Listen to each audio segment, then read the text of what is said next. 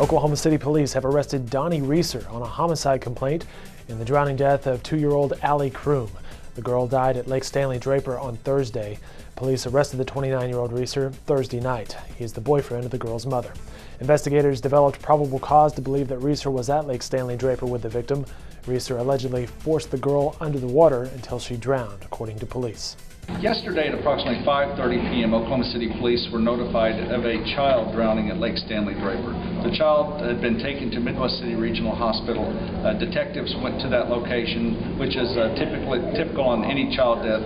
Child abuse detectives respond to the scene. They developed information that led them to believe that the mother of the child, her boyfriend, Donnie Reeser, had intentionally put the child in the water and had repeatedly dunked the child over and over until ultimately the child drowned. They then transported the child to the hospital in their personal vehicle. Obviously the child was already dead at that point. Mr. Reeser was transported down here to Oklahoma City Police Headquarters, where he was interviewed regarding the incident, and after that interview he was booked into the Oklahoma County Jail on 1 count of murder in the first degree. There were witnesses at the scene, and after talking with witnesses and talking to medical personnel there at the hospital, it appeared that something had gone on that was obviously criminal in nature. Further investigation revealed that this man had intentionally dunked the child repeatedly in the water, causing her death. There were family members present, and I don't know if there were non-family members present, but I do know that there were family members present at the time of the incident. The mother was present at the time of the incident and was also in the vehicle going to the hospital with the child.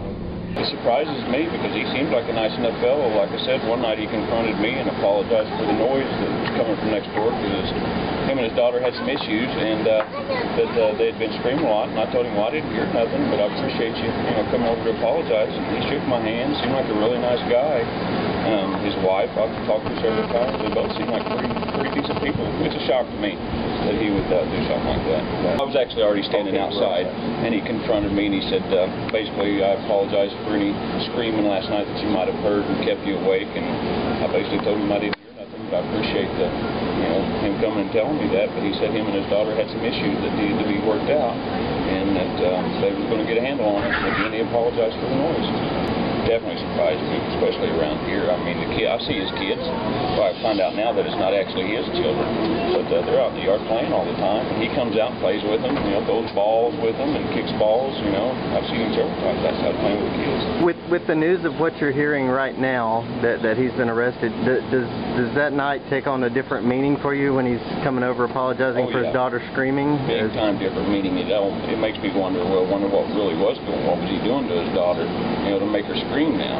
I thought, I have 6 children myself, and they scream sometimes when they're not happy, but now it kind of makes me wonder if maybe he wasn't hurting her or abusing her. But I've never seen any physical marks on the kid. She seemed like, I've seen both the little girls and the boy out in the yard playing. They all seem real happy. So it was a surprise to me.